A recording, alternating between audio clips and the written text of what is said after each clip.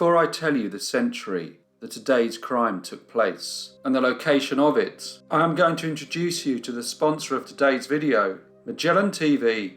I would like to thank Magellan TV for sponsoring today's video. Magellan TV is a documentary streaming service founded by filmmakers. This has resulted in Magellan TV having the most varied and interesting crime content available anywhere. It covers things such as historical crime, sensational news stories, unsolved crimes, and so much more. On the platform, I have personally been watching Crimes That Made History. Each episode in the series revisits a fascinating page of criminal history, meticulously decoding and deconstructing an event that was exploited by headline-hitting news sources, which have shaped society. It's a documentary that I am sure all true crime lovers will really like and enjoy. 15 to 20 hours of new programs are added each week, with a growing collection of 4K high-definition content. Magellan TV can also be watched anytime, anywhere, on your TV, laptop or mobile, and Briefcase viewers will now get a 1-month free trial by clicking the link in the description. So what are you waiting for? Click the link in the description and get 1 month's free trial to so many brilliant documentaries on Magellan TV. Today we are looking at a case from the very end of the 19th century. So sit back as we go to the USA. In May 1893, the worst economic depression that the USA had ever experienced began. Several Wall Street brokerage houses collapsed, and this was followed by the failure of 600 banks and the closure of 16,000 businesses. Unemployment reached an estimated 20%. The agricultural industry, which was already in recession, was also affected, and many farmers lost their land. The Collins family lived in Topeka, the capital of the state of Kansas. They had a very nice house at 615 Van Buren Street, and Mr. James Collins was considered to be a very prominent and respected citizen who worked in the real estate business. He had seen tragedy in his life, as his wife had died while his 2 children were still young, leaving him a widower. In 1893, he married for the second time a lady named Mrs. Helen Mead, who had a son named Grant, who was employed as a train conductor.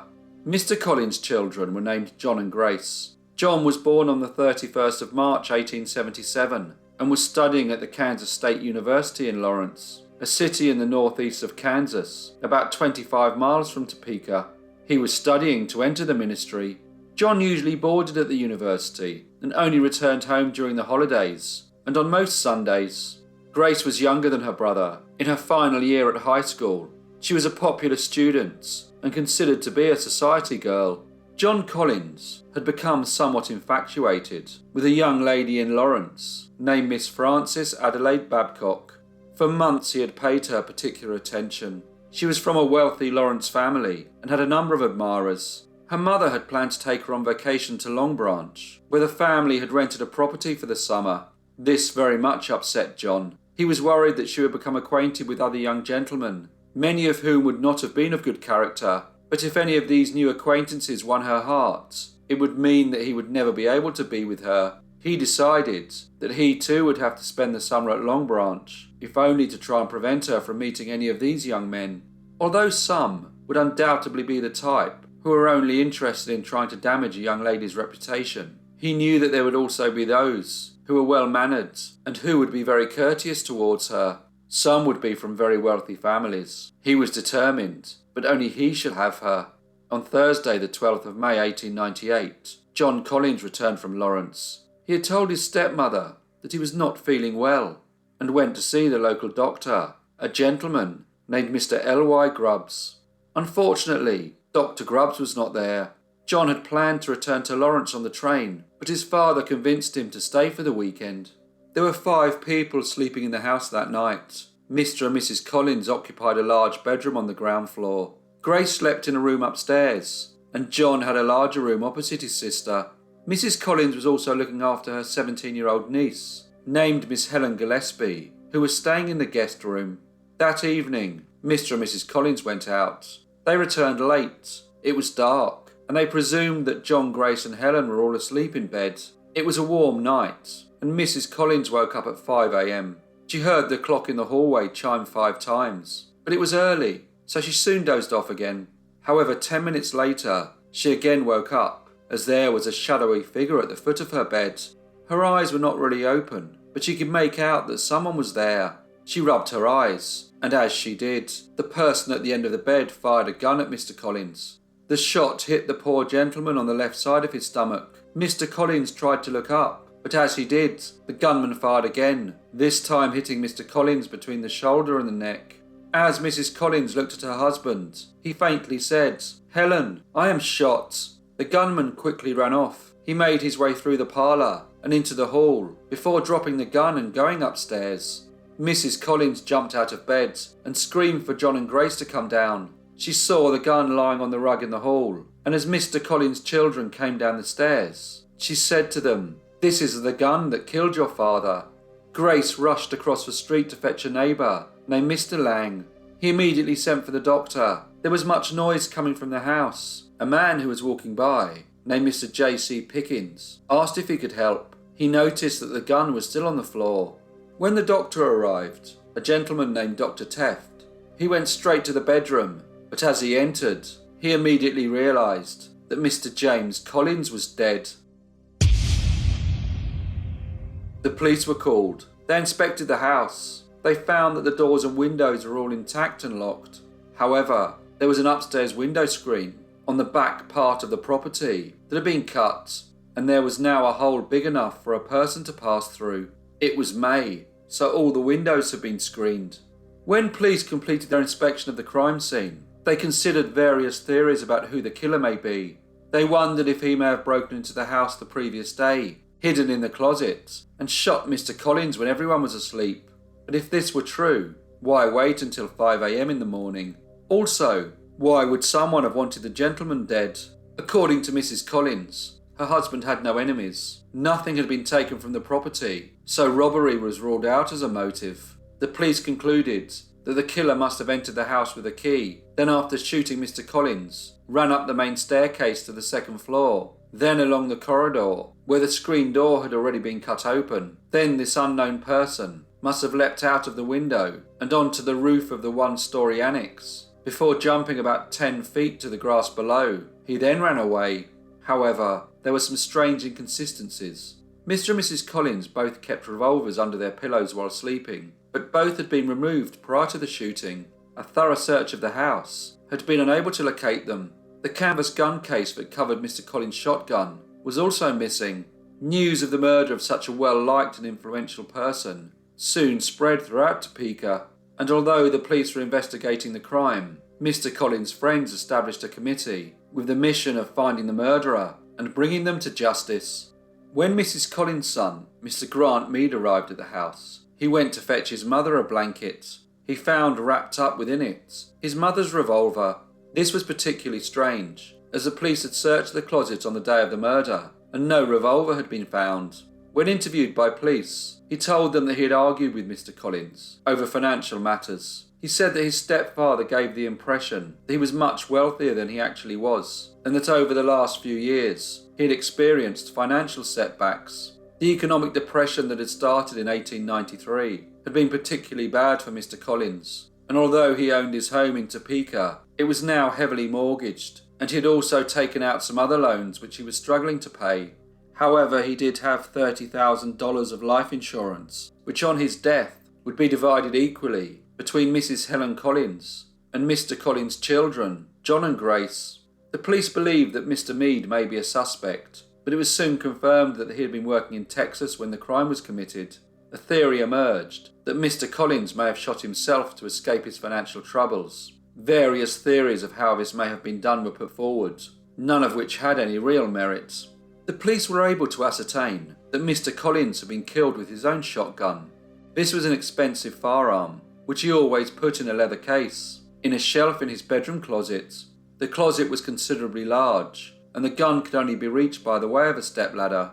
Apparently, it had been some months since Mr. Collins last had need of the shotgun, and whenever it had previously been used, he would always clean it, take it apart, and put it in the case.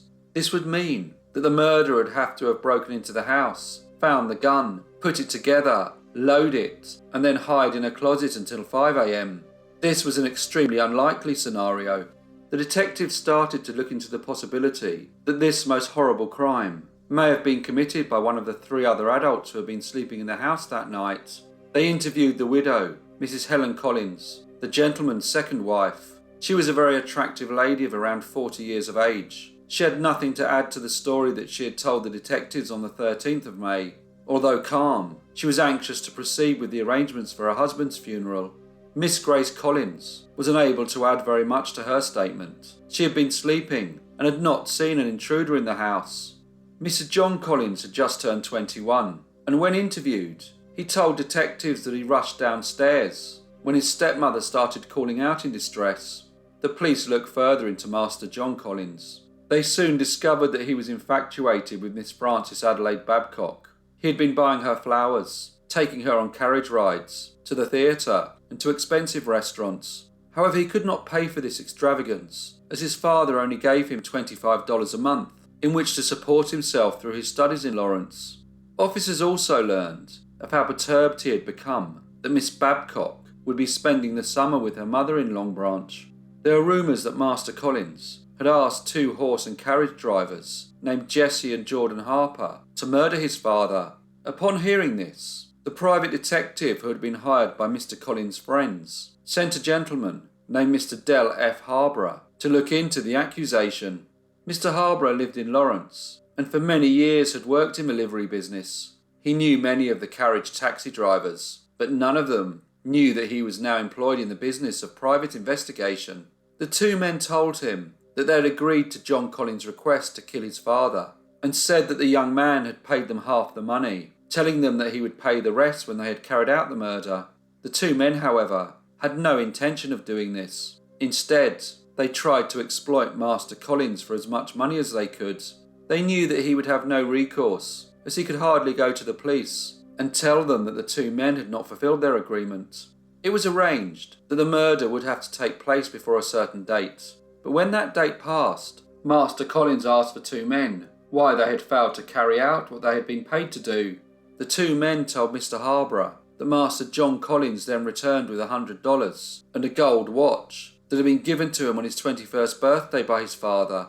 The 2 men added that when they failed again to carry out this most horrible crime, Master John Collins was very displeased. But when he confronted them about it, they told him that if he was that adamant that he wanted his father dead, he would have to carry out the act himself.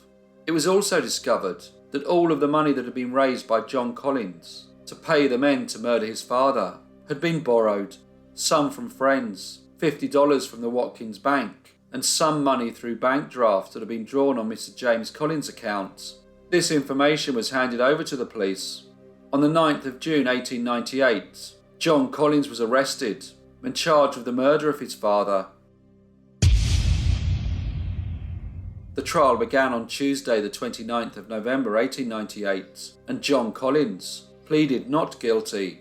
As his father had been such a well-known person in Topeka, there was much interest in the case. This was not limited to the state of Kansas. The trial was being reported in newspapers all over the country. Every day people tried to get inside the courtroom to witness the events firsthand.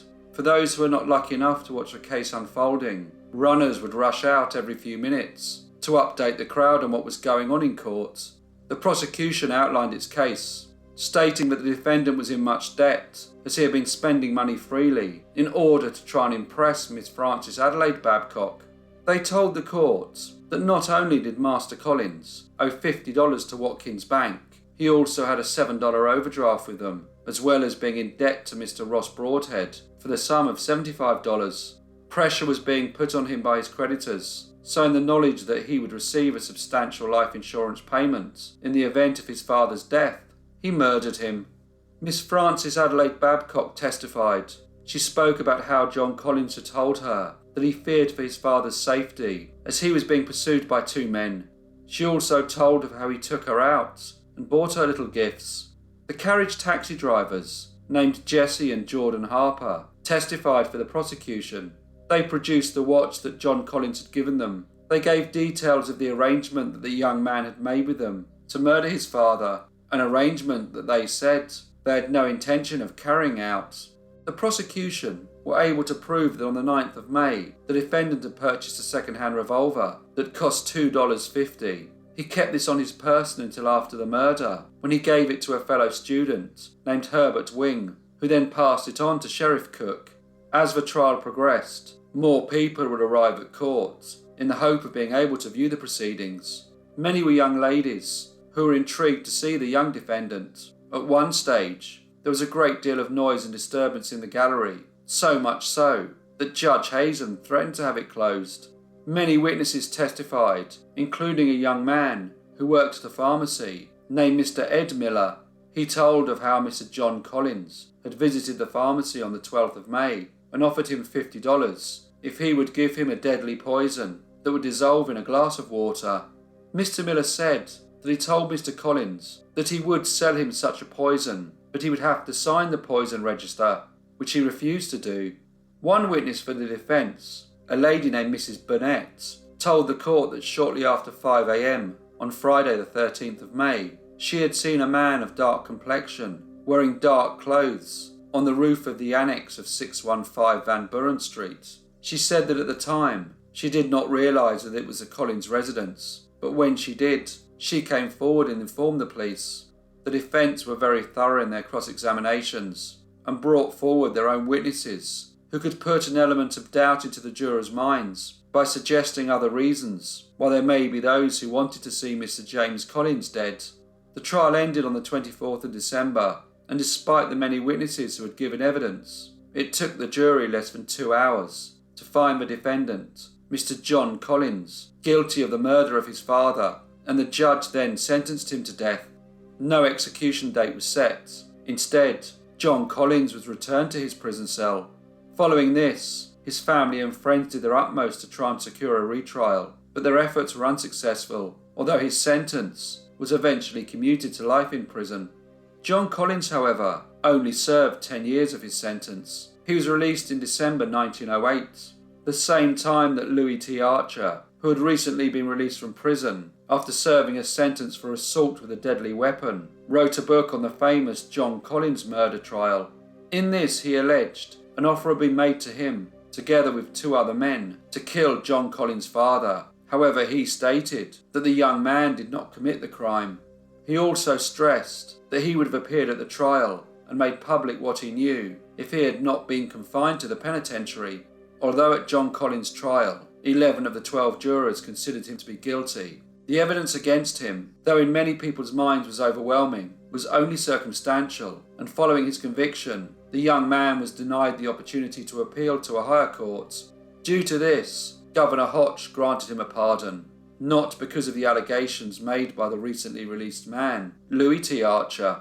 John Collins left Kansas and went to live in California. He married, and his wife gave birth to a son. He spent the rest of his life working as a church practitioner in Santa Monica. John Collins died on the 1st of February 1945, at the age of 67. He never admitted to the crime and always proclaimed his innocence. Hello everyone, and thank you so much for listening. I would just like to thank Magellan TV again for sponsoring this video, and to start your free trial today, go to the link in the description. Please leave any comments or feedback you may have, and I hope to see you all again in the next brief case